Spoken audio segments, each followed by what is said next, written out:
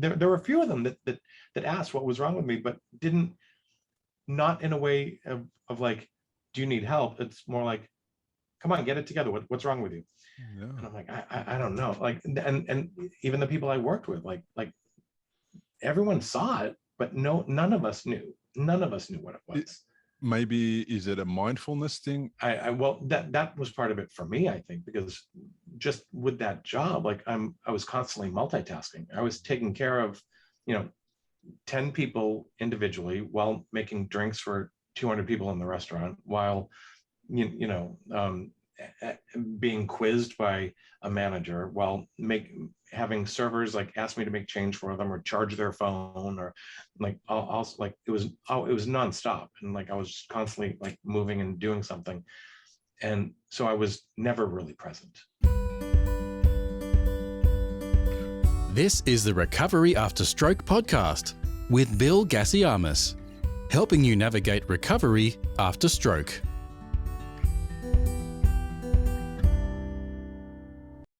Hello and welcome to Recovery After Stroke, a podcast full of answers, advice and practical tools for stroke survivors to help you take back your life after a stroke and build a stronger future. I'm your host, three-time stroke survivor, Bill Gassiamis. After my own life was turned upside down and I went from being an active father to being stuck in hospital, I knew if I wanted to get back to the life I loved before, my recovery was up to me. After years of researching and discovering, I learned how to heal my brain and rebuild a healthier and happier life than I ever dreamed possible. And now I've made it my mission to empower other stroke survivors like you to recover faster, achieve your goals, and take back the freedom you deserve. If you enjoy this episode and want more resources, accessible training, and hands-on support, check out my Recovery After Stroke membership community, created especially for stroke survivors and caregivers. This is your clear pathway to transform your symptoms, reduce your anxiety, and navigate your journey to recovery with confidence. Head to recoveryafterstroke.com to find out more after this podcast. But for now, let's dive in to today's episode. This is episode 161, and my guest today is Michael Shutt, who, after experiencing 3 strokes and serious deficits, still managed to create a one-person production called A Lesson in Swimming, which does a remarkable job of raising awareness about the challenges of stroke recovery. Michael Shutt, welcome to the podcast. Thank you for having me. Thanks for being here. I had the pleasure of getting to know you off of the podcast. We had a bit of a chat, and I think you're an amazing guy. First, before we start sharing that with everyone who's listening, because I think it's the work, some of the stuff that you're doing is really important for people to share, to know about. Tell me a little bit about what happened to you. Wow. Okay. Well, in June of 2015, I was at work, I was bartending, and I evidently had a stroke. I did not know what was happening. All I knew was that I felt like a jolt of electricity went through me. I was in the middle of it. It was a really busy day. It was graduation week in Beverly Hills, and the place was packed, and I was the only bartender. So I was not just making drinks for 250 people in the restaurant, I was also waiting on everyone at the bar top and stuff like that. So I had a moment where I felt this jolt of electricity go through me. I was like, whoa, what just happened? And I just kept working because I didn't have time to stop. And probably about an hour later, I went to say something to someone and words wouldn't come out of my mouth. And I was like, what's happening? And I kept trying to talk, and I literally could not get the words. I knew what the words were that I was trying to say. But as I say in my show, which I know we're going to get to, but I couldn't get the words that were in my head out of my mouth. And they literally just would not come out. And a friend of mine said to me, she goes, what's happening to you? And I being a smart ass, I go, I don't know, maybe I'm having a stroke.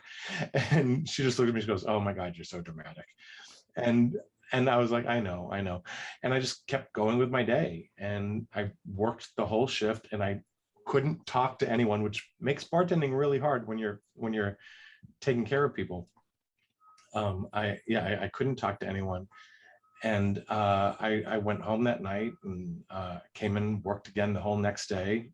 Again, not able to talk. I went a couple days. What's that? That would have been Friday. Friday night, I went to a fundraiser. Saturday, I directed a play reading in the morning where I pissed off an actor because I couldn't form words to give him notes. And he just kept saying to me, if you think I'm a bad actor, just tell me. I was like, no, it's not that. Because he thought I was being so careful with what I was trying to say. And he's like, just tell me, just tell me. And then I went right from there to pitch a kickball game, my team's championship kickball game. I pitched.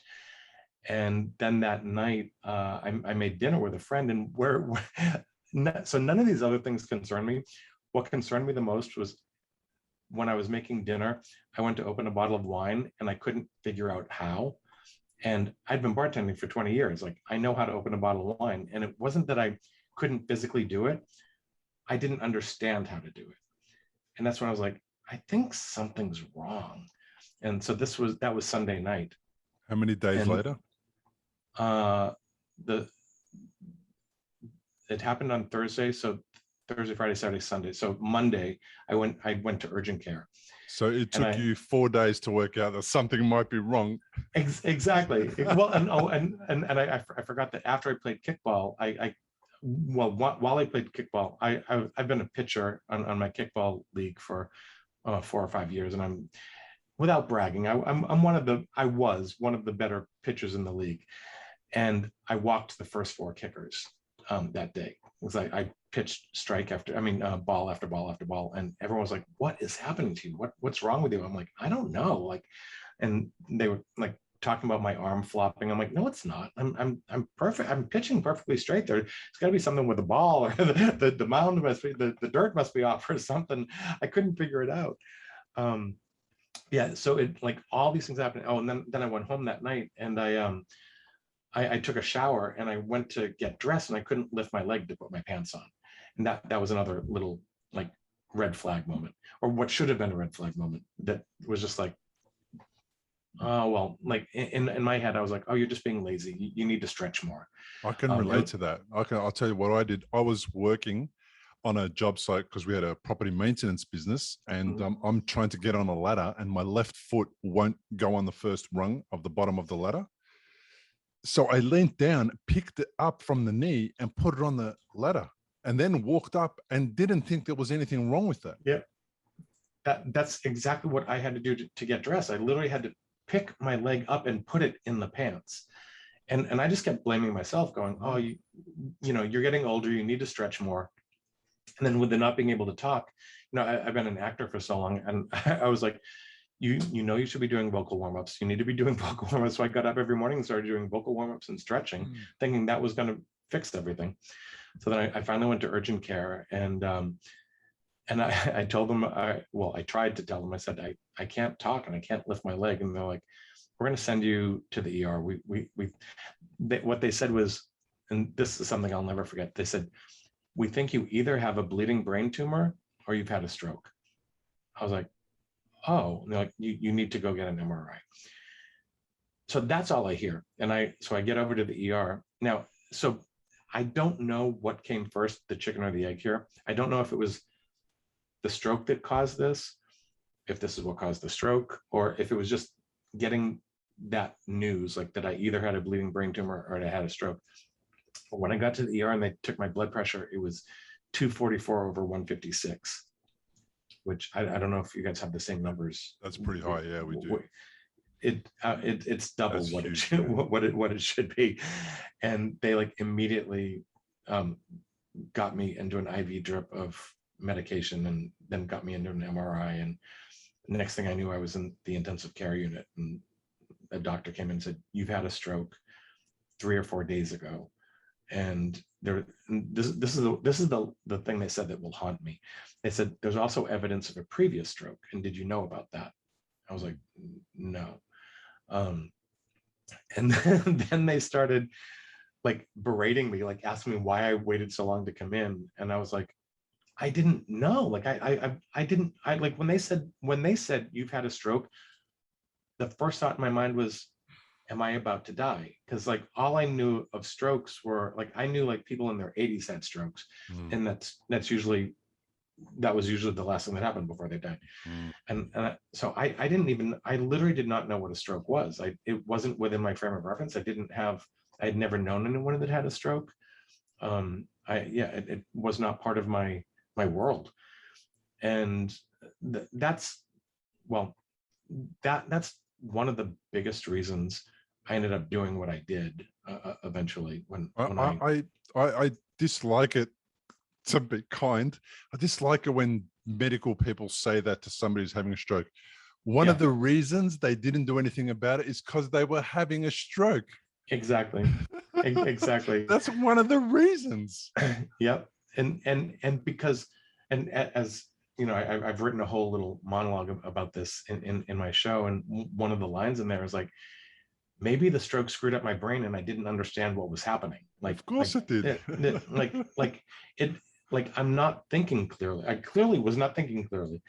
But yeah, you're not thinking was clearly. You don't have any skills to know what a stroke is, to understand it, to talk about it, to recognize it.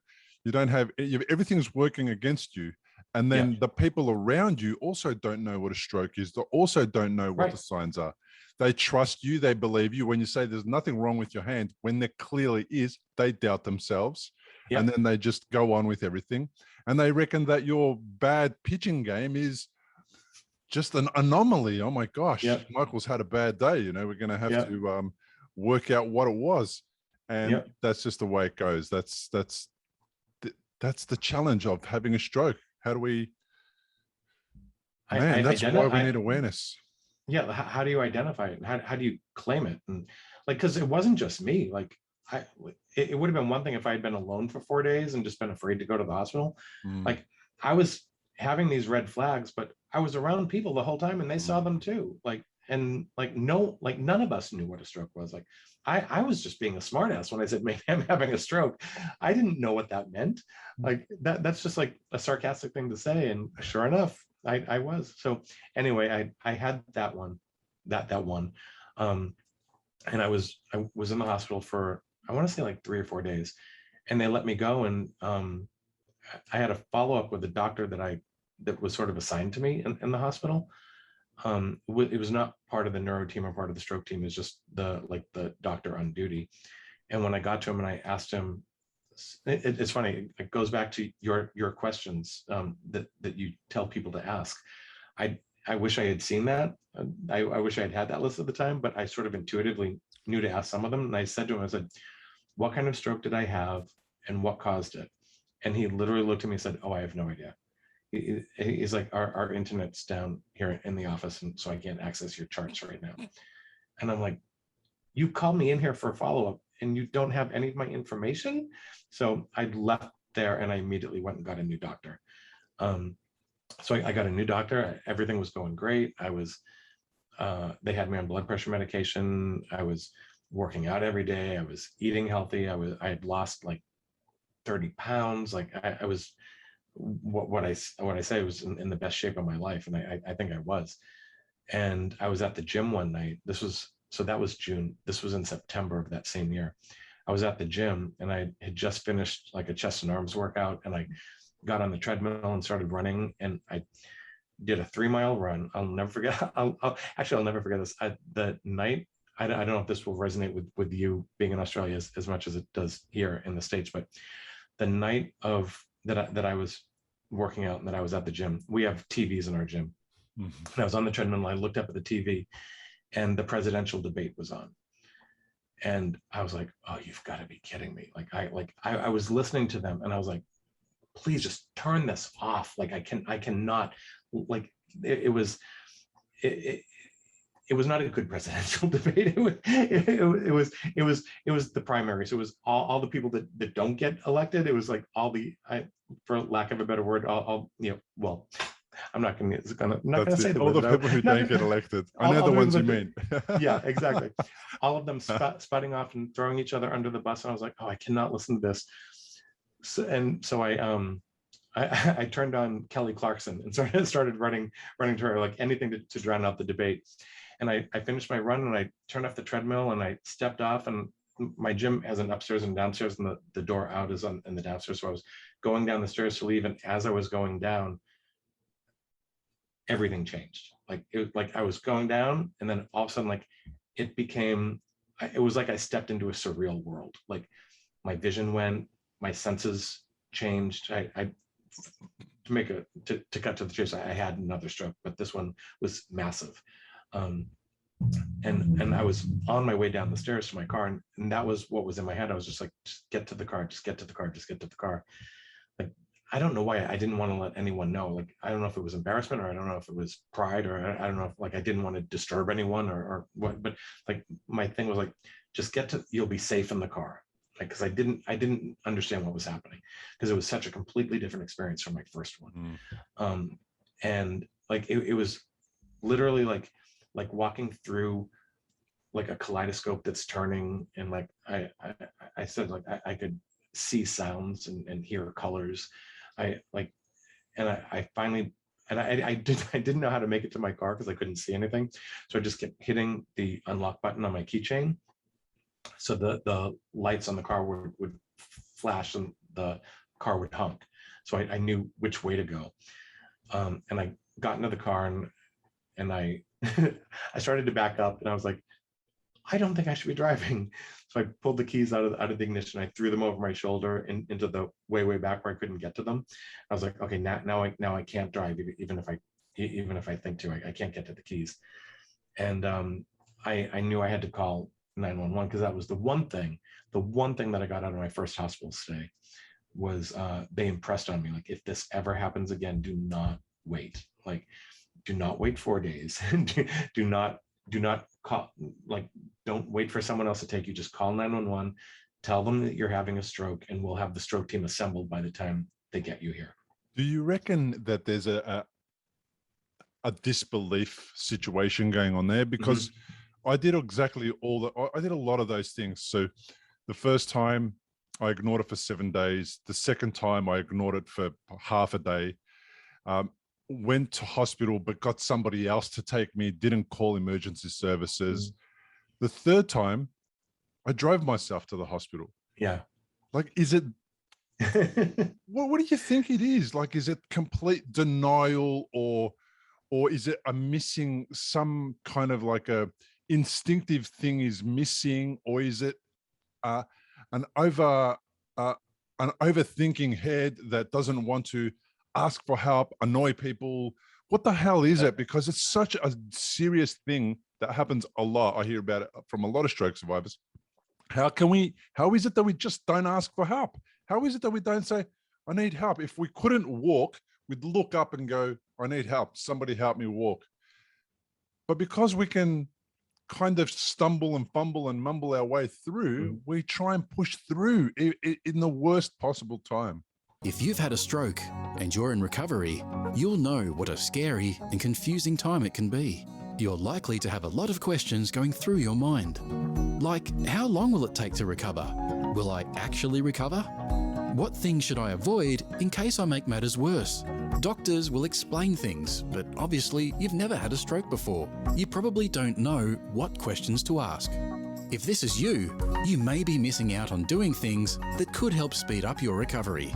If you're finding yourself in that situation, stop worrying and head to recoveryafterstroke.com, where you can download a guide that will help you. It's called 7 Questions to Ask Your Doctor About Your Stroke. These 7 questions are the ones Bill wished he'd asked when he was recovering from a stroke. They'll not only help you better understand your condition, they'll help you take a more active role in your recovery. Head to the website now, recoveryafterstroke.com, and download the guide. It's free. Well, I certainly can't answer for anyone else, but I know for me, like, asking for help is that was harder than recovering from the stroke, and like having to learn how to ask for help. That's like, I have prided myself my whole life on taking care of myself. Like, not that I didn't have, my family is incredible, and they have taken very good care of me throughout my life. But I like to do things on my own. I like to be independent. I like to take care of myself. I don't want to rely on other people. And part of it is I don't want to be a burden to other people. But yeah, asking for help that was not easy for me. That was something I had to learn. I think I'm still learning it. I'm still not great at it. I'm not adept at it. But yeah, that night, like I didn't know what was happening, but I knew like somewhere inside me, I knew what was happening, but I had no understanding of what was going on, if that makes any sense. It doesn't, but it does, because that was me, and I completely relate to that. But it's a topic for a much deeper conversation, or it's a much deeper like research project or something. I don't know what it is, but I imagine that very few stroke survivors who have a stroke go, I think I'm having a stroke, or something's happening to me. Let me call for help immediately. Right. I've never heard of anybody that did that. Not a single person. And you went back to work. And this is the real bizarre thing about all the people that were around you. You're in a bar. There's people around you all the time. And it's okay that the guests are having a drink, so they're not really paying attention to you. You're the guy who gets them the drinks, and they're paying attention to their friends and their groups and whatever. But the people that let me clarify that for a second. I always worked. I worked Tuesday through Friday lunches on lunch shift. So in Beverly Hills, it's a very like business oriented area. So it's all the people sitting at the bar are people sitting having lunch, but they're all regulars. They all come in every day, so they all know me. They all know me very well, and they come in and they expect to be, taken care of very well. I know what they like. I know what they don't like. I know what their drink is. I know what they have for lunch. I know what they're allergic to. Like I know if that's somebody's in their seat. Like I know everything, and they expect me to be there. But they also come in for conversation. Like a lot, they have 1 hour a day where they can just like forget about everything else, and they just want to, just talk. And so I'm there to talk to them, and that's part of my job. And I know all their stories. Exactly. And that was a day where like I couldn't talk to them, like, and they would talk to me, and I'd be like, and one of them was like, "What is wrong with you?" What, like there were a few of them that asked what was wrong with me, but not in a way of like, do you need help? It's more like, come on, get it together. What's wrong with you? Yeah. And I'm like, I don't know. Like, and even the people I worked with, like everyone saw it, but none of us knew. None of us knew what it was. Maybe is it a mindfulness thing? Is it never being really present to where you are and who you're talking to and what you're with? I think so. Yeah. Well, that was part of it for me, I think, because just with that job, like I was constantly multitasking. I was taking care of, 10 people individually while making drinks for 200 people in the restaurant, while,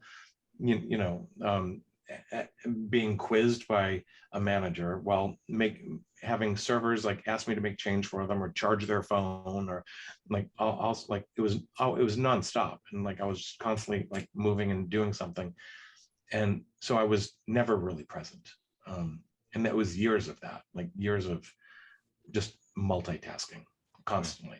Yeah. Which ironically is one of the things I cannot do now. that was one of the things that was taken away from me a little bit, and I'm okay with that. I'm okay with slowing down and doing one thing at a time. Yeah, if there's one thing that multitasking, I think, leads you into, at least me, when I'm speaking for myself, is it leads you into easily being distracted from stuff. Yeah. So multitasking makes it so that when the phone notification goes off, I have to look at it. When the email notification comes through, I have to look at it.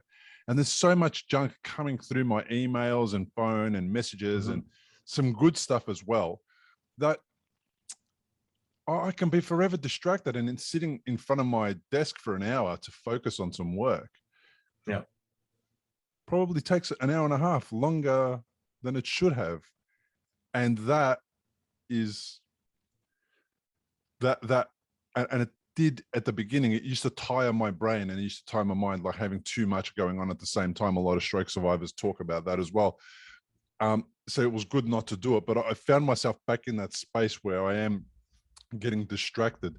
But those days usually are the days where I'm least productive, and I don't feel so good about it when I get to the end of the day, as in I feel like I haven't achieved a lot and I feel more tired and more exhausted on those days than other days where I've just had a one-track mind, for example, to sit down and for 3 or 4 hours to do one task and do it well and get it finished. There's none of that going on. So, yeah. So you've lost a little bit of that multitasking. So that means that, are you better at being able to get other stuff done one at a time? How do you do that? Do you make a list? Absolutely. I make lists.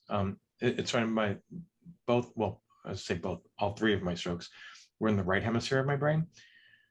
So I became very left brain oriented, I think. And so things like lists, to-do lists, or bullet points, or things that are very clear and structured, that works for me now.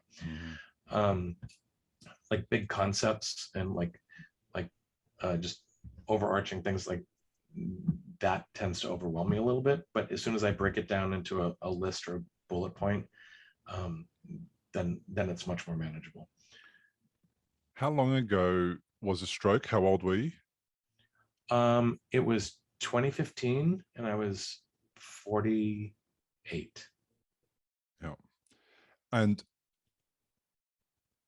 no work at that time? You weren't working afterwards? After the stroke? No. Yeah. No. How long were you out of work for? I'm still out of work. Okay. Yeah. I mean, I've been I've been creating. I've been busy doing that. We'll get to that in a sec. But you haven't gone back to the bar job. No, I don't think I could. I still, my left arm still isn't as strong as my right, so I don't think I could. I don't think I could even pick up a bottle with my left hand and pour anymore. And I've lost almost all of my vision. I've lost three quarters of my vision, 3/4 of my visual fields.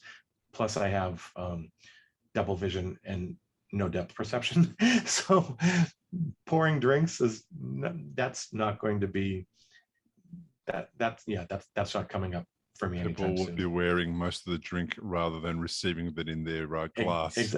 Well, I'd either be the worst bartender in the world or the best bartender in the world, because I wouldn't be able to see how much I had in there. So people could just keep going, yeah, keep pouring. Yeah. Okay. But like you said, so in that time you got creative. You were always creative beforehand. Tell me a little bit of the stuff that you used to do in the arts. Well, I've been an actor my whole life. I have my master's degree in acting. I spent a year in London with the Royal Shakespeare Company studying with them. I got my undergrad in acting, and I've been involved in theater out here in LA for almost 30 years now. So I've always been doing something like that. And I worked with a theater company out here called Moving Arts, and their mission is we only do original works. So we foster new playwrights and help develop new plays that will then move on to something bigger. But we help start it off and help nurture it and help it grow.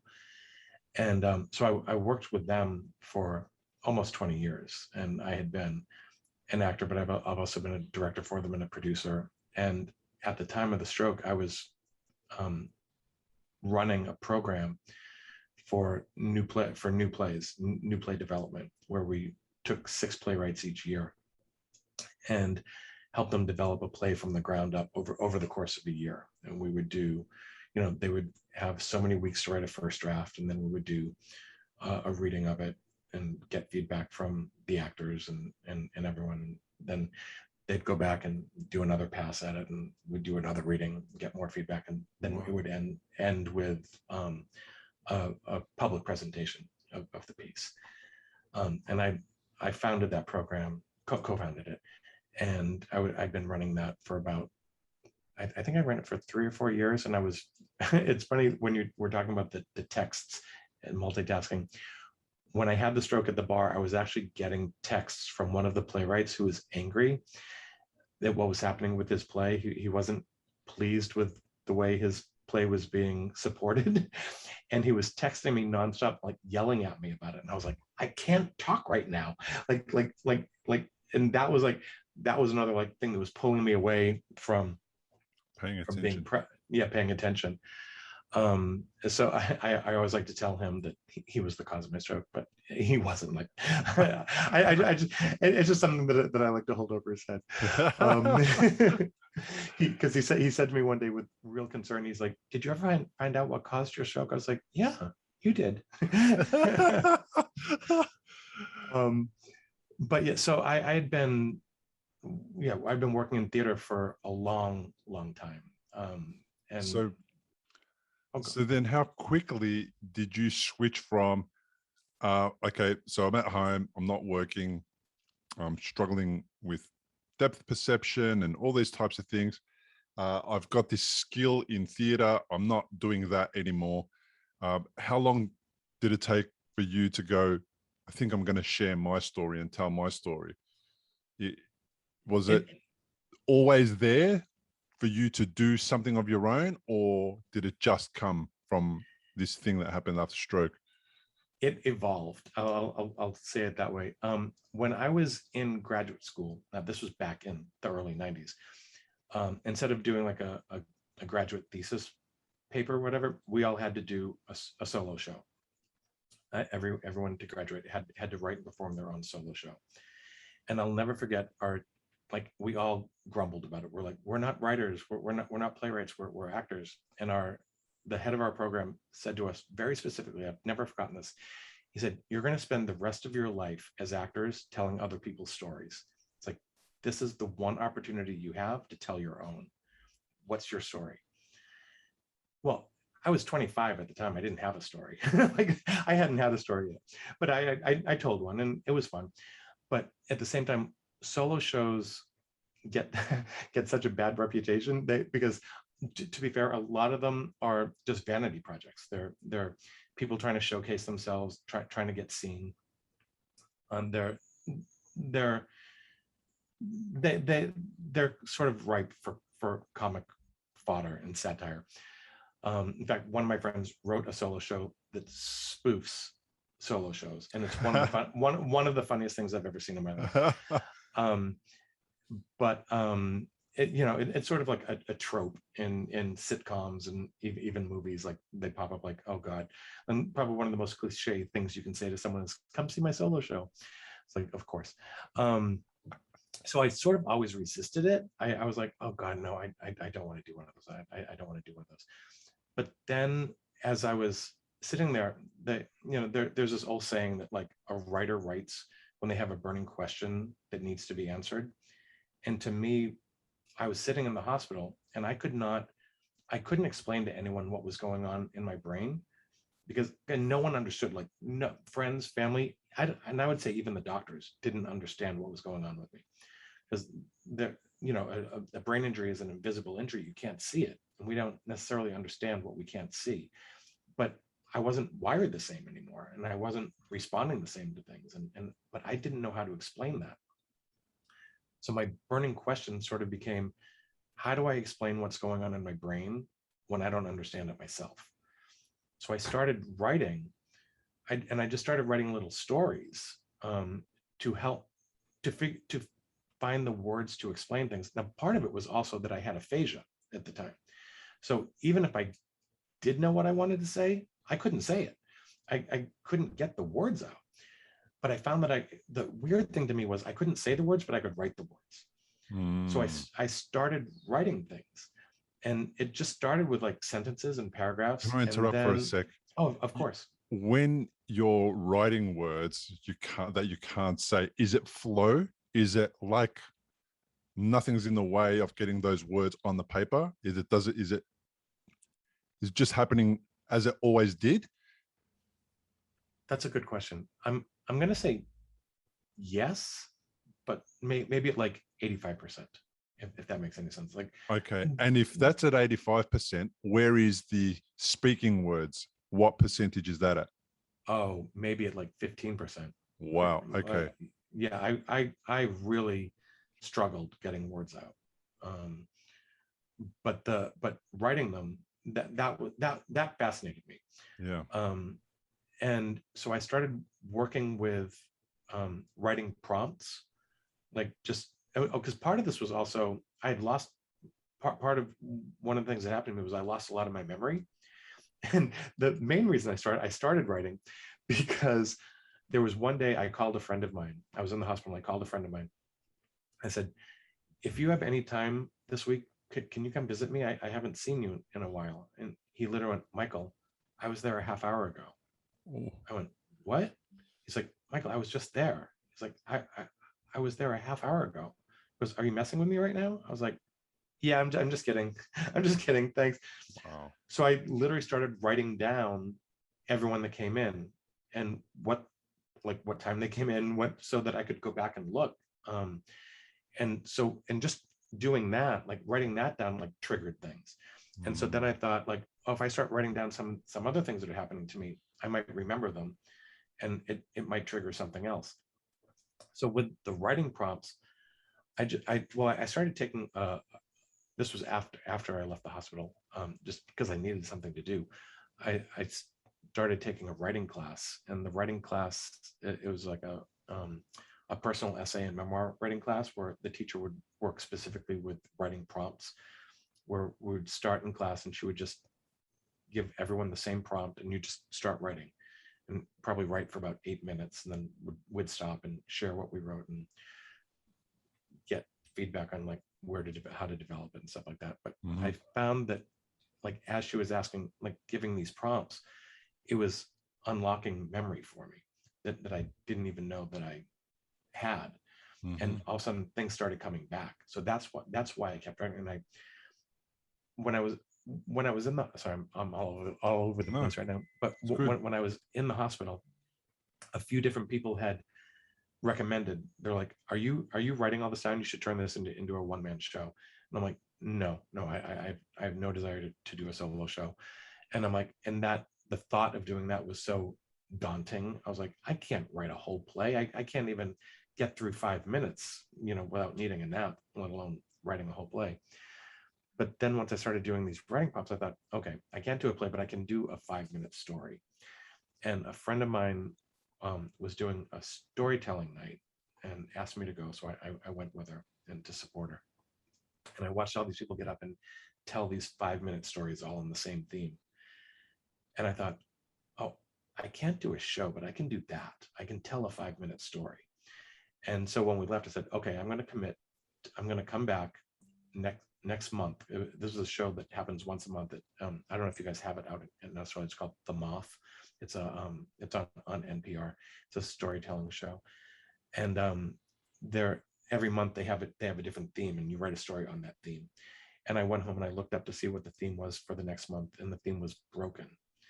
And I had my notebook open and I just wrote down, my brain broke.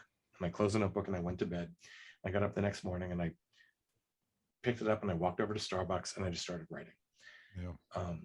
And that How was all the good stuff happens in Starbucks? It does. The coffee, I guess. But that was the first line I ever wrote for any of these things was my brain broke, and it was all because the theme of that show was going to be broken.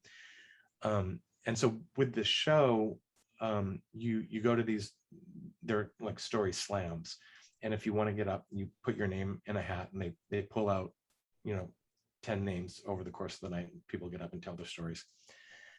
And so they did the first one, they did the second one. The third one, they pulled out a piece of paper and they go, our next storyteller is Michael. And I went, and it was somebody else. Next one, our next storyteller is Michael, somebody else. They did seven Michaels in a row, and I was not one of them. And I every time they would say Michael, I would like start to get up and sit back down. Start to get up and sit back down. How popular is the name Michael? Oh my God, I did not. West Oh, Hollywood. I knew it was popular. I didn't know it was that popular. But that sort of like lit a fire under me. I was like, I had written the story, I'd memorized it. That was another thing where I had lost my memory. In these stories, I'll have to be, you can't bring notes up with you. You can't bring papers up with you. It all has to be done off the top of your head. So I memorized it, and I worked really, really hard memorizing it. And I didn't know if I was going to be able to do it because I also had lost a lot of active memory. Speech. And speech, exactly. So I was like, but I was determined to do it. And I have a friend who's a stage manager, and I was like, he's the perfect person to work with me, because they have to come in at under 5 minutes. If you go a little over 5 minutes, I think you have a little bit of a grace period, but if it goes into the 6th minute, you get cut off. So I had him there with a stopwatch, and I made him time me, and kept like doing it and doing it and doing it. We drilled it and drilled it and drilled it. And so that's why I was so ready to do it. And then I never got called up to do it. But I was like, okay, I did this. I got this. I can do another one. And so I did another one. Then I did another one. And so then you prepared more stories, or you actually got to present them? No, I didn't present them. I kept writing them and preparing them. Right. And then I finally ended up taking a writing class where the teacher works on stories specifically like this. And I sort of gathered a bunch of content. And then she teaches a solo show masterclass. And she's like, Michael, I think you're ready to do a show. So I took her class, and sort of like, I had got probably like 25 stories about the stroke, and put them all together, and tried it out. And it was a 6-month class, and we ended with a public presentation of our work. And it was, we all had an hour time slot to share our stuff. So in the time frame, so you've had the stroke. How many years later are you doing this now? This would have been, I want to say, maybe 2 years later. Like, wow. This might have been 2017. Okay, that's nice and early. 2017 or 2018. I'll have to do the backwards math at some point and figure this out. That's okay. But it was relatively early, because I was processing as I was writing. Like, one of the things that she says is, writing our stories helps us figure out our place in the world. And that's what I was doing. Like, I was figuring, like, why am I still here? Like, why did I live? Like, what do I have to offer? And that's what I was learning as I was writing. And to go back to something we talked about before, like that whole not knowing that I had a stroke, and not understanding what a stroke was, that started to become a passion of mine, was to not only share my story, but to share it so that people would understand what a stroke was. Like, explaining strokes to people that have never had them, explaining a brain injury to someone that has never had one, is not easy, because like I said before, you can't see it. So you have to find a way to make them understand. And there are a lot of us that are doing things like this, but we're all, as I like to say, we're all doing it in the way that we know how. Like, I have one friend that is doing artwork. Like, she's creating pop-ups of art displays of, like, interviewing stroke patients about their experience, and then creating an art piece that expresses what that was, so that people have a visual of it. Then there are people like you, and I have other friends that are doing podcasts that are getting the information out there. Though that wasn't the way that I was going to do it. For me, I did it the way that I knew how. I knew how to tell a story, and I knew how to make a play. That was the big thing for me. Was I did a bunch of these storytelling nights, and I sort of came alive at them. I was like, oh, I can still do this. But then when it came time to turn it into a play, I was like, okay, but I don't want an evening of storytelling. I want it to be theatrical. I want it to be like, I'm an actor. I'm a producer. I'm a director. I know how to put on a play. Like, I don't want to just stand there and tell a story. I want to, like, give the audience an experience that they won't forget. Let me tell you about that. So I'll tell you about my experience with your play in a moment. But before I do that, so I think one of the really important things about telling your story, or anybody telling this story, it's purposeful. And if you've ever contemplated, what am I doing on this planet? What is my purpose? And you've tried to work that out in your head, you very rarely come to an answer. But when you start doing something, it becomes purposeful, and that starts to fill in the space of, why am I here? What am I doing on this planet? Purpose is not a thinking thing. It's not something that you create in your head and then you go about doing it. It's something that you start, and then it evolves into becoming part of your life's work, part of your purpose. I found myself saying that after X amount of episodes of the podcast, that I didn't realize I had got into that purposeful phase of my life. I just thought I was doing it to find out what other people were going through so I can get help, so it can make me feel better, so I don't have to talk about it with my wife all the time. So, because it was driving me bananas, and I need to talk about it all the time, and I don't know why. But so I think it's part of how my therapy, comes about, what helps me heal. And then I don't want to burden people who think that I'm sharing with them because I'm struggling or I've got problems. I don't want them to think that. So what I do is I don't talk to the people who can't handle the constant conversation about it. And I do it like this, which is much more purposeful, useful, and actually helpful to a whole bunch of other people around the planet. So there's purpose in life is in the action, and then the purpose comes about. So whatever you're thinking of doing that you haven't done for a long, long time, that's been sitting under the surface, bubbling away, and you've always been afraid, or you'll do it later, or you'll get around to it. Life's bloody short. Just get started and do it now. And what I love about people who I speak to on the stroke recovery path who have taken on a big project so early on in their recovery is that it helps them recover in their own way. It helps them overcome barriers, test their ability, work out where their deficits are, find ways around those deficits, ask for help, get other people in on the project, be supported. And then what ends up happening is you break through these pain thresholds, these fatigue tolerances, and all these different things that a therapy session in rehab or in outpatient rehab or wherever won't go there. It won't go there because they give you the mundane, boring stuff. But if you have a passion about this, you can push, it's mind over matter. You can push beyond these physical and physiological barriers that we're dealt with after a stroke. You can push through them, and there's kind of joy in pushing through them because you're creating something at the end of it. So that's at least my way to try and motivate people to get to the next point of their recovery, which is find your purpose, but don't do it in your head. Just take action, right? And then I was going to say that I did listen to your entire podcast series, which is your play, and we'll talk about that in more detail. You'll talk about it for me in more detail.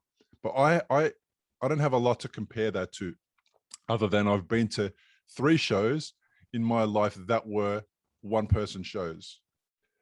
And one of them was with my mum, and my mum's she's nearly, I think she's 75, 76, somewhere there. And she's conservative. She came from a little village in Greece, and when we came, and when she came to Australia, she went about raising a family, working, the usual stuff. And she's not very broad-minded. And I took her there for her birthday with my wife, and the topic discussed wasn't a topic that my mum and I really spoke about, which was sexually oriented. And most specifically, it was a lady sharing a story about how her lesbian experience and coming out impacted her life and the people around her. And I've taken my mum there for a birthday, and that's the first time my mum and I have ever had a conversation like that, ever. And all I was doing the whole time, because she's from a Greek background and doesn't completely understand all of the English, is I'm forever sharing with her what the protagonist is saying all the time, like through the show. I'm just whispering in her ear, right? So that was my first experience with the one-person show, and it was really difficult to get through that with my wife and my mum, and trying to navigate this new experience, right?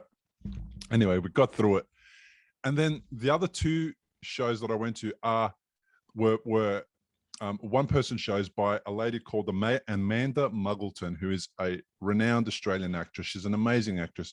And she did a one-person show called Masterclass. It's the story of Maria Callas. Oh, I've seen that. Yeah. Oh, my God.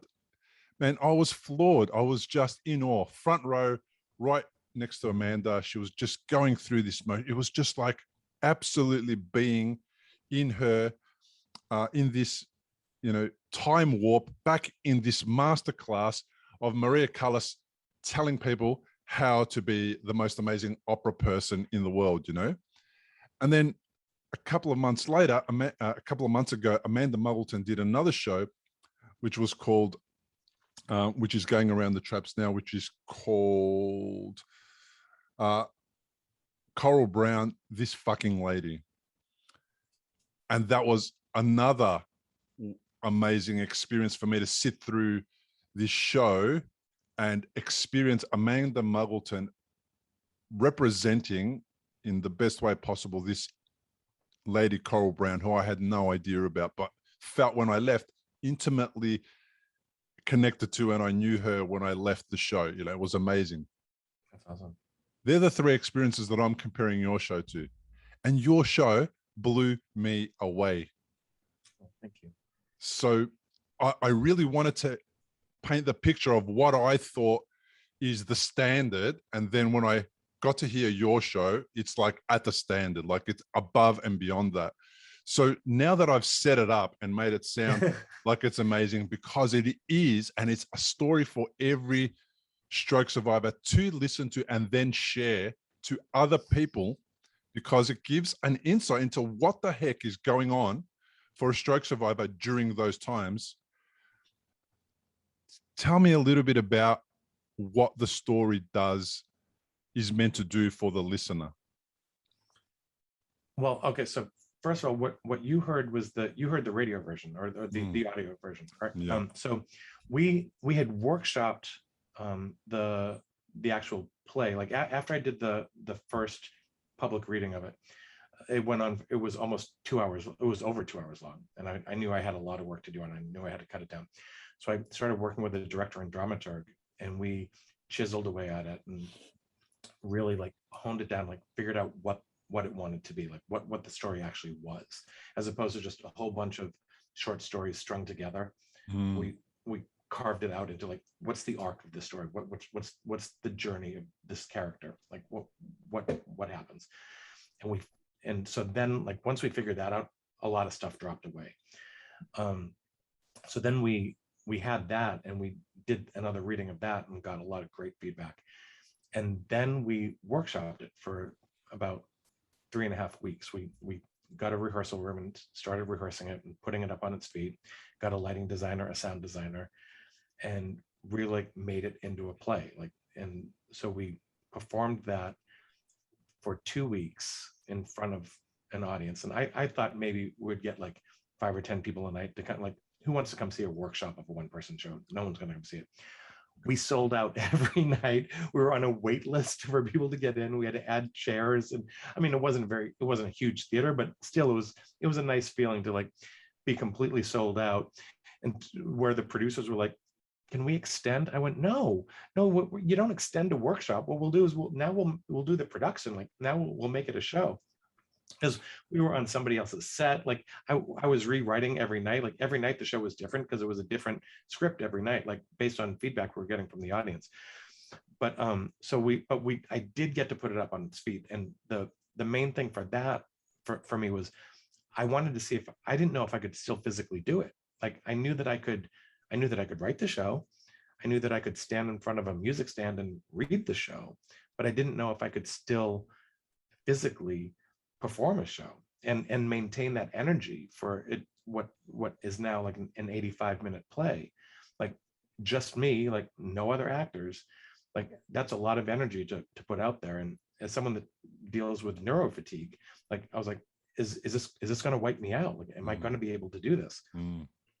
Like we learned things during the rehearsal process. Like we had to, like, Diana, my director, who's incredible, she learned that I have a really good solid 2-hour window of like intense work. The third hour is okay. By the time we get to the fourth hour, diminishing returns. like there's like, I'm like, I don't understand what she's saying to me. I'm not retaining anything. She tells me to do something and I go, and then I go to do it and I say, wait, what am I doing again? So like we learned, like, okay, so instead of like, 10 6-hour rehearsals, we're going to do 15 2.5-hour rehearsals. Awesome. So we workshopped it. We had it ready to go. The company, my theater company, Moving Arts, they were amazing. Like, they gave me this opportunity to workshop the show. They gave me the space. They gave me the designers. They gave me the director. They, like most solo artists, when they're doing their own show, it's all out of pocket. I didn't spend a cent. They covered everything for me because they believed in it. They believed in me, and they wanted to support me. But they also, I would like to think, saw that it was a good show and a show that they could produce. So we did that and got a lot of feedback. I went back to the script, made some more changes, and then we were getting ready to open the show. Like we had it was going to be a 6-week run. We're going to do 30 performances of it at a big theater. We were getting ready. We were going to open on May 9th.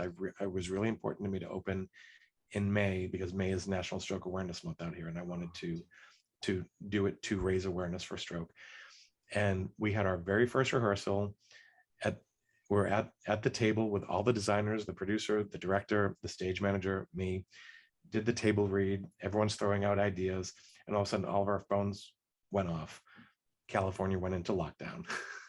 Yeah. Everything shut down because of the pandemic. So we never did get to open the show. Or I should say, we have not yet opened the show. Lovely. But when that happened, and like at first we thought it was going to be a couple of weeks. Then when we realized this was going to go on for a while, Diana, my director, found a grant from the National Arts and Disability Center that was giving grant money to people that could produce something during the pandemic in a pandemic friendly way, like in a what's the word, socially distanced and virtual way. Yeah. So she came up with the idea of doing it as a radio show and recording it. And so we used our sound designer. He was both the sound designer and the engineer and the composer. She directed, and I performed it. And we were all in different places. She was in Oregon. I was here in this office. He was in his studio down in Long Beach. We're all on headphones like this and a microphone like this. And just, we took it bit by bit. And I think over the course of 2 weeks, recorded the whole show. And then he edited it together. And I know I drove him crazy because he would send me rough cuts and I'd be like, oh, can we take the volume of that effect down a little bit? Raise this. Can we? Oh, can that crack come in just a beat later? Like, and I would almost do it like music, like but crack, and he's like, okay. And so we really meticulously went through those recordings and really wove in exactly what we wanted it to be, because I wanted the experience to be as if I wanted the experience to be as strong for a listener as if they were sitting in the theater and watching the show live. Let me tell you, having the experience. I listened to it from the beginning to the end, however long it took, about an hour or so. And it felt like I was at a theater because I had all that whole stuff going on in the background. And because I'm not theatrically aware and I don't understand about backgrounds and all that kind of stuff, noises and all that type of thing, I just really, it's a one-dimensional audios. It's me talking and somebody else talking, and I don't understand all of that stuff. So when I listened to that, it did feel like I was at a theater listening to it. It felt like a proper theater production that had been recorded on stage, and then it had just been plonked into a podcast kind of format. And those sound effects actually I related to those things that you experienced that were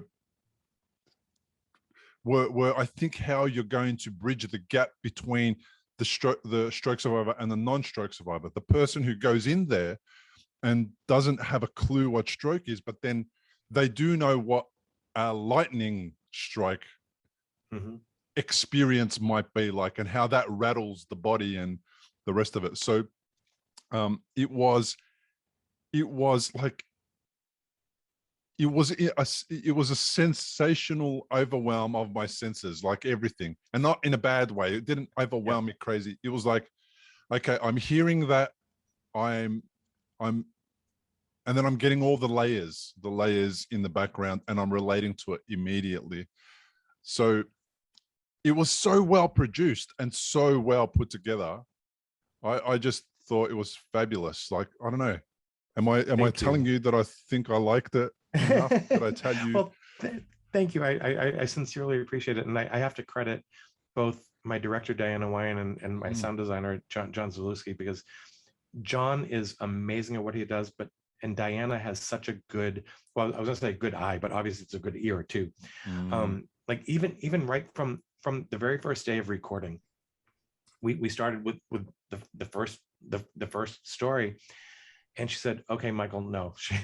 She stopped me and she goes, "We're not in a theater. You do not have to project to the back row. Like, you're talking to one person. Like, people are going to be listening to this probably on headphones. You're in their ear. Just talk to one person and really draw them in." And that was so foreign to me because I'm so used to being on stage and like having to like be, no, I don't want to say be big, but at least like get it all the way off the stage and all the way to the back of the theater. And so she like, and she heard it, like she heard it day one, like minute one. She's like, "Okay, no, we have to reel this in." And it wasn't just about being smaller. It was, in fact, it wasn't being smaller at all. But she hit the nail on the head where she was like, pick one person that you want to tell the story to and really bring them in. And so she said to me, she goes, do you know who you're telling the story to? And I said, "I do." And so I started again. She goes, "Nope, it's not working." It's a, That's the wrong person. She asked me who I picked, and she goes, "That is the exact wrong person to be telling this story to." And she goes, I want you to pick someone else, someone that you really want, that you just really want to charm." And I went, "Oh, easy." And so I picked someone else, and I started doing it. And she goes, "That's amazing." She's like, "So whatever you're doing is right on." Like, and she's like, "Who did you pick?" And I went, "Timothy Chalamet." And she's like, "What?" And I'm like, "Timothy Chalamet. Like, I don't know him. I've never met him, but his work in Call Me by Your Name blew me away." And like, as soon as the time, I was like, "That's someone I have to work with someday." So in my mind, I was like, "This is why you should work with me." But yeah, obviously he doesn't know this, but like someday he'll find out. Like when he hears that the whole show was said directly to him. Yeah. But like that changed everything for me. And the two of them together, well, the three of us made, well, I think made a really good team. But we You did. and we're all pretty detail oriented, I guess is the right way to say it. Like we were like having like long conversations about like one beat in there, like is it this, is it this, is it this? But like I would throw out ideas like, "Can we do this?" And John would be like, "I think we can." And then Diana would, like, what I love is they both let me throw out any idea that I had, and then they would reel me in if need be. But it was really important to me, like we said, that the people experience this. I wanted people to walk away feeling like they experienced having a stroke without actually having to have a stroke. Beautiful. I had one friend call me after listening to one of the episodes, and this was my favorite bit of feedback that I got. He said, "I felt like I was inside your brain as it was breaking." Wow. And I was like, that's what I wanted to hear. See, I use way too many words to tell you how amazing it was. That person did a fantastically good job of explaining it. you used all the right words. You used all the right words. So the show is called A Lesson in Swimming. Tell me why the show is called A Lesson in Swimming. It doesn't seem to relate at all. It is called A Lesson in Swimming because I am one of the most stubborn people you will ever meet on the face of the earth. And I had decided at one point that that's what, all of a sudden I was like, oh, that's the name of the show. Like, because it all hinges around, I don't want to give too much away for people that haven't heard it yet, but there is a moment where my dad teaches me how to swim. Uh-huh. And it comes at a very crucial point in my story, or in the experience. And there is a lesson that I learn while I'm swimming, that is, when he says it's about swimming, but to me, I apply it to my life and about the stroke. Mm-hmm. And that's when a wave crashes over you and knocks you down, you've got two choices: you can sink or you can swim. Mm-hmm. And I what's important to me in that sentence, like a lot of people focus on the sink or swim. To me, the crux of that is you have a choice. Mm-hmm. And in that moment that's happening, I have the choice to sink, which is easy, or to swim. And I decide to swim, and I push and I push and I push and I swim. And that's probably why I'm still alive. And so that to me was where the title came from. Everyone told me to change it. They all wanted me to have stroke in the title. And they're like, it should be called My Stroke of Luck. I was like, there are 5 different plays and books called My Stroke of Luck. No, no, it should be called this. It should be called this. I was like, it's being called what I say it's being called. But so then we finally compromised. No, I don't want to say compromised. I came up with the idea of the subtitle is Every Stroke is Different. Yeah. Because, and that is another important line in the show. Like we've all had, not we've all, but you and I have both had strokes. We've had different strokes. They've affected different, like there are many different types of strokes. There are hemorrhagic strokes. There are ischemic strokes. There are strokes that affect the left hemisphere, the right hemisphere. Like I had a, one of my strokes was, they called it bilateral, which I guess means it affects both sides. Wow. There are so many different types of strokes, and you can't compare yourself to other stroke patients. You can only help yourself. That's not the right word, but you know what I'm saying. Yeah, it's your journey is a slightly different journey than the other person's, although it's a similar path to that journey. And we can commiserate with each other. I don't think that's the right word, but we can relate. We can thank you. That's what I'm thinking of. I've had aphasia. We can relate to each other, but everybody's journey is different. And so that's why the subtitle Every Stroke is Different was important to me. And so, and when you see it on the posters, like A Lesson in Swimming, Every Stroke is Different, you're like, you're thinking swimming strokes, but then you're like, oh no, it's actually about a stroke. So I like the title, but I did get a lot of pushback on it, but I think we're settled on that now. I think so. I think it's a good choice, and because it is meaningful in the story when you hear that part of it. You go, okay, that makes sense. You relate to it, and then every stroke is different. You know, I love the play on words. You know, it's a guy swimming, but then the stroke, you know, takes people to this other place, and then I think they get pleasantly surprised as they go through it, because they experience your whole the hard part of your experience, like the early days, and then as you come through it and express, you know, how this has changed your life in a positive way. So it's a real amazing way to, I think, grab people and lovingly shock them into this other ending that they no chance would have expected, I think, right? Yeah. So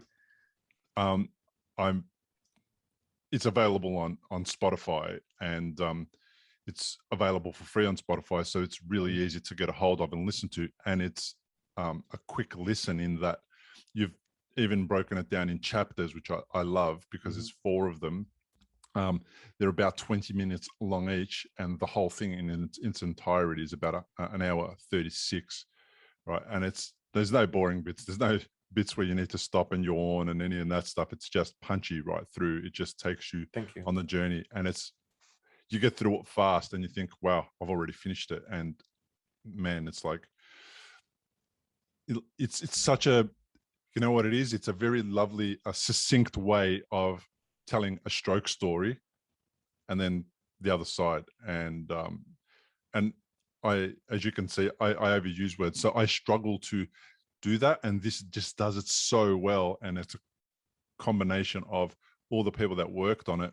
And I think your conversations with, can we make that, you know, sound effect just a little bit later or a little bit earlier, those conversations were well worth having, because it's not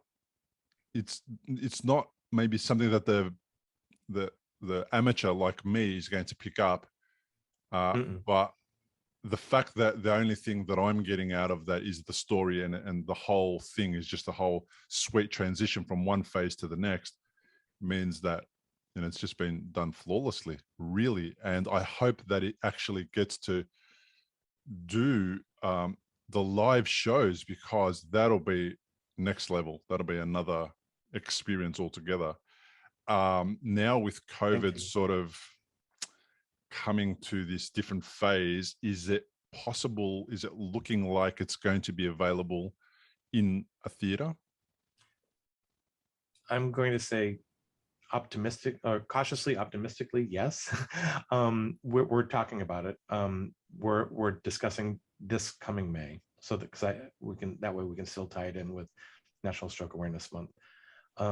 They originally wanted me to do it in September, which is now, and I was like, that's too soon. Like, I'm personally not ready to be in a theater yet, especially with the new variants coming out. But hopefully by May, like, things will have calmed down a little bit, and we can gather again, and we'll get to do this.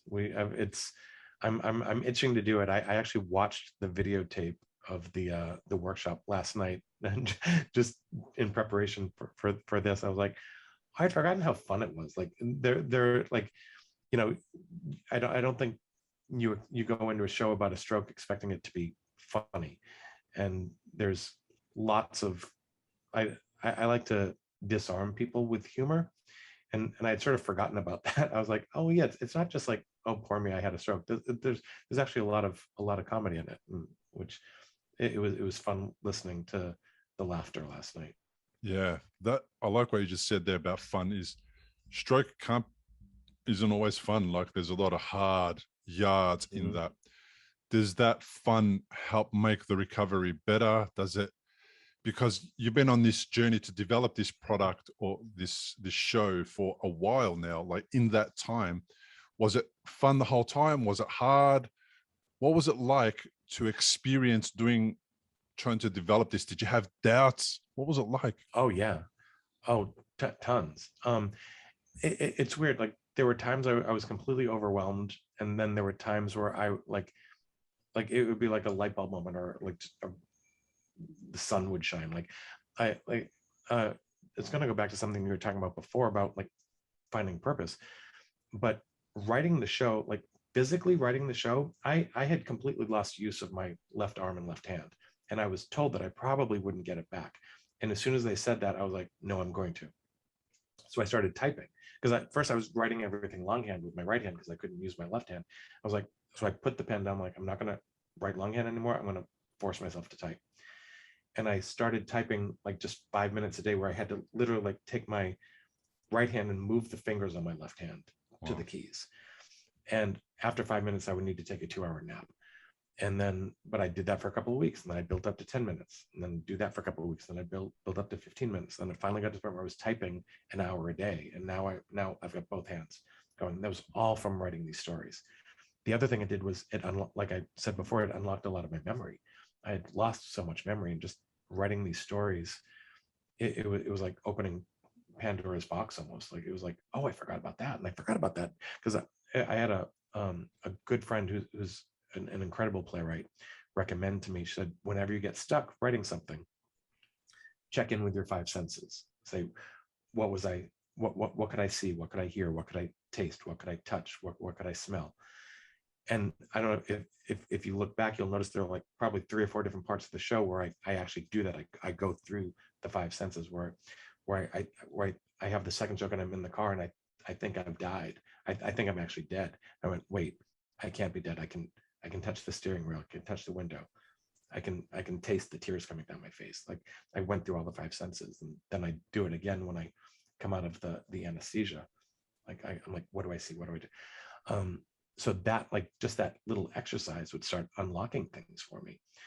And then I love that. I love that you yeah, recruit the other senses, because your memory is one of the senses. Like, it's one part of you, but the physical feeling and the emotional feeling might still be there. And the feeling in your gut about that experience might be there. Recruiting those, I love how they support bringing back that memory. Like, think about people that have Alzheimer's that we hear about all the time, who sit in a chair all day at the nursing home. They don't do anything. They don't move. And then all of a sudden they hear a piece of music and they're up on their feet dancing.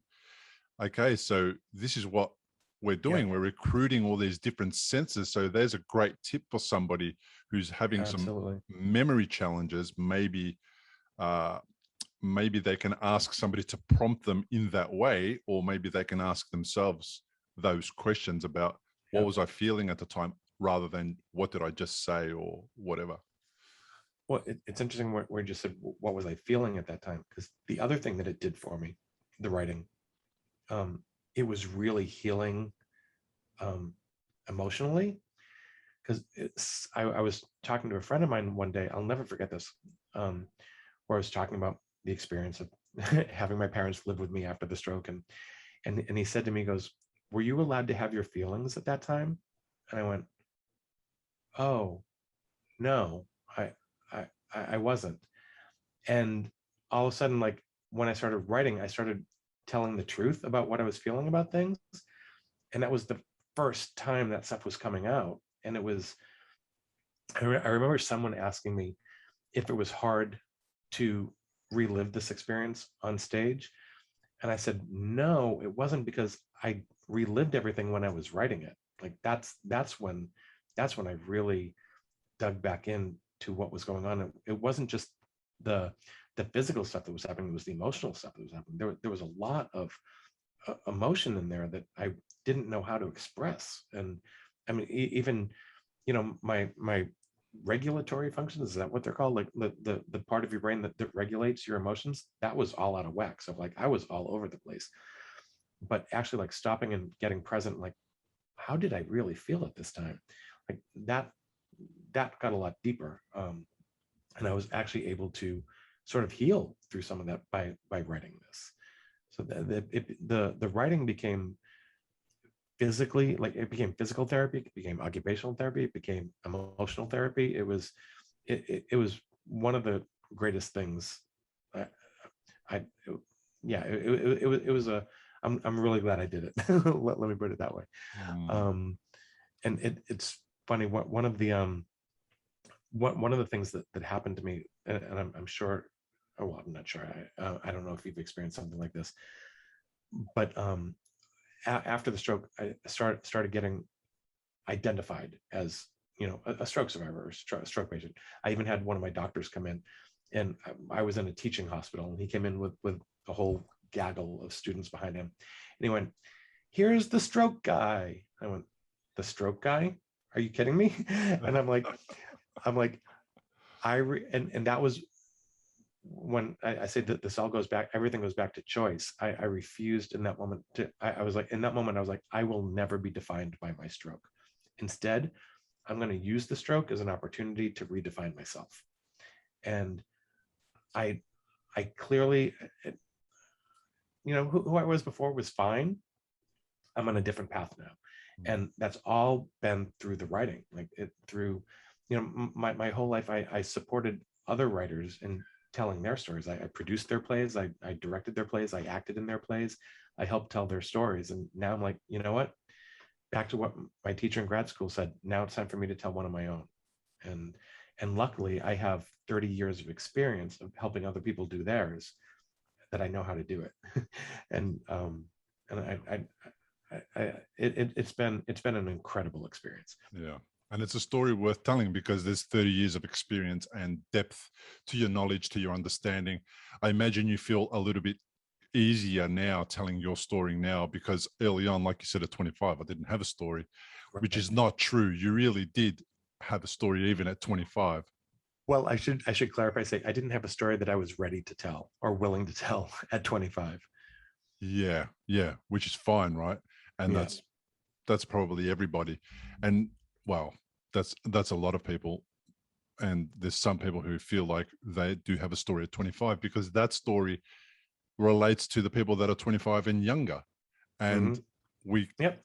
and that's Absolutely. what it's about. It's really about relating. So we get to this age and we think about, oh, okay, I've got more years and therefore I probably relate to more people. It's like, well, that's not it anymore. You've overcome your fear story, you've overcome your self-doubt story, you've overcome all that stuff. And basically now it's like, well, I nearly wasn't here. So everything from here for me, this is me at least, is everything from here on is a bonus. So in this bonus period, I'm doing whatever the heck I want.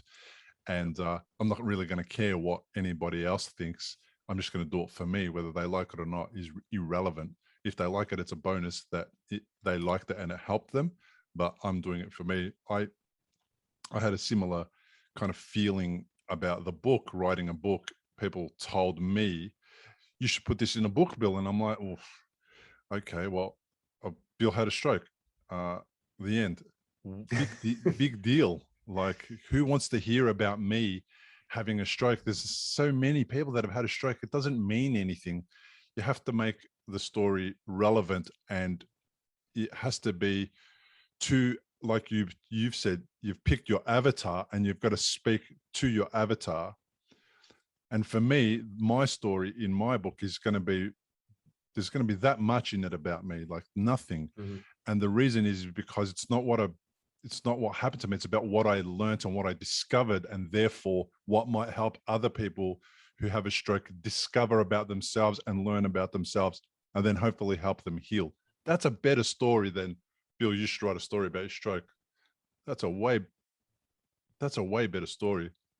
And I feel like your story does that.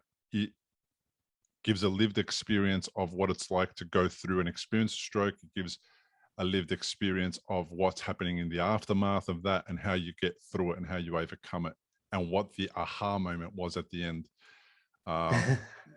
So that is the one that I relate to and I get sucked in on. But whoever's listening on here, you're not going to find out unless you jump on and listen. Unless you jump on Spotify and do the search for A Lesson in Swimming. It's free.